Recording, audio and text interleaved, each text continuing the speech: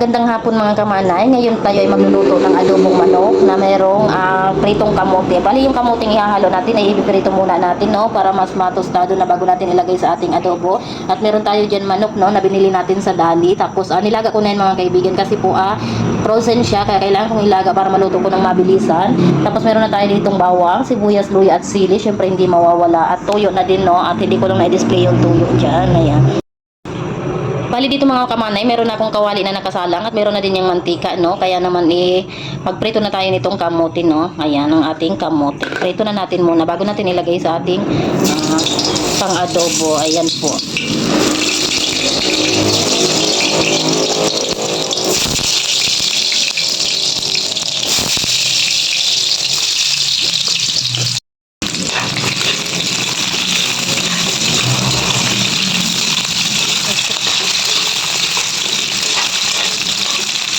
Ayan mga kamanay, bali luto na yung ating pinipritong kamote, no? Ayan, ilagay na natin siya dito sa ating plato mga kaibigan. Ayan. Tapos mamaya, pagkaluto ng ating manok na adobo mga kaibigan, ay ilalagay natin lang siya sa ibabaw, no? Para luto na yung ating kamote. Ayan. Ganito lang yung pagluto nito mga kaibigan. Saktuhan lang, no? Hindi masyadong sunog kasi para mamaya naman iluto na sa ating manok. Ayan. Ayan na mga kaibigan ang ating kamote.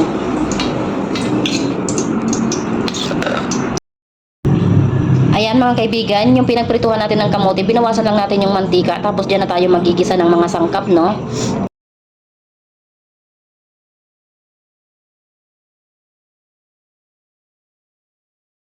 Ayan mga kamanay, nagisa na natin yung ating mga sangkap, no? Ayan, na-mix na natin siya, tapos sunod na natin yung mga manok. Bali maingay yung mga aso ng kapitbahay mga kaibigan, pagpasensyahan nyo na. Ayan.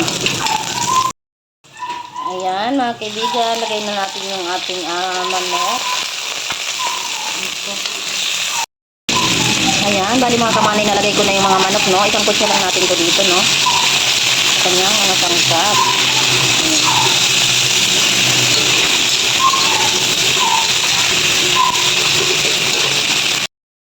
Bali, lagay ko na din ito mga kaibigan, ang ating sili. Ayan ang ating paborito, no? Na sangkap na hindi mawawala. Ayan mga kaibigan, nakalimutan ko na naman pala ang nakalimutan ko na naman bumili ng paminta. Ayan, hayaan natin wala tayong pamintayos na yan. Tapos maglagay tayo ng seasoning, kaunti lang. Optional lang ito mga kaibigan, no? Ayan.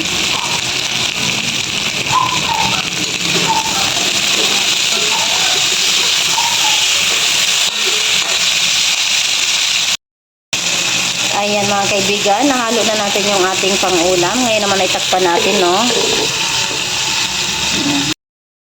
Ayan mga kamanay, buksan na natin yung manok, no? Ayan, tapos haluin natin.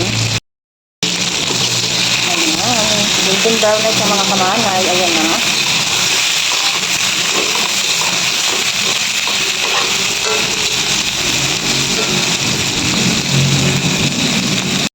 Dito mga kamanay, maglagay na tayo ng toyo, no? Tansyahin lang natin yung paglalagay ng toyo dito. Ayan.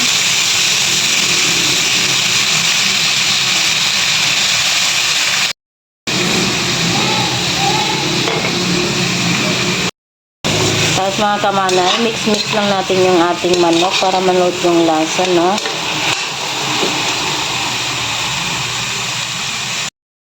Ayan, mga kamanay, maglagay ako dito ng kaunting sabaw. Dito yan sa sa pinaglagaan ko ng manok kanina. Ayan yung pinagsabaw ko sa kanya. Ayan. Ayan, tapos dito mga kamanay, meron akong 2 kutsara na asukal, no? Tansyahin nyo na lang yung lasa ng ilalagay nyong asukal para magbalanse yung lasa ng inyong niluluto. Ayan po. Tapos haluin din natin ulit para manood yung lasa at mag-mix yung ating mga sangkap. Ayan, ganyan lang yung mga basic na luto, no? Tapos tatakpan natin siya ulit. Ayan, takpan natin siya ulit mga kamanay. Mga kamanay, buksan ulit natin yung ating niluluto, no? Kung ano nang itsura. Ayan na siya. Ayan, ang atin ng adobo, no? Haluin lang natin ulit. Napakaganda na ng itsura ng ating nilulutong adobo. Ayan, nakakatakam na, diba mga kamanay? Talaga naman, mapapasarap na naman ang pagkain natin ito. Ayan. Tapos mga kamanay, ilagay na natin tong ating piniritong kamote kanina. Ayan, i-mix na natin siya dyan. Ayan. Halo-haloin lang natin mga kamanay, no? Ayan po. Ang ating adobong manok na may halong kamote. Ayan. Sarap. Yan na po ang ating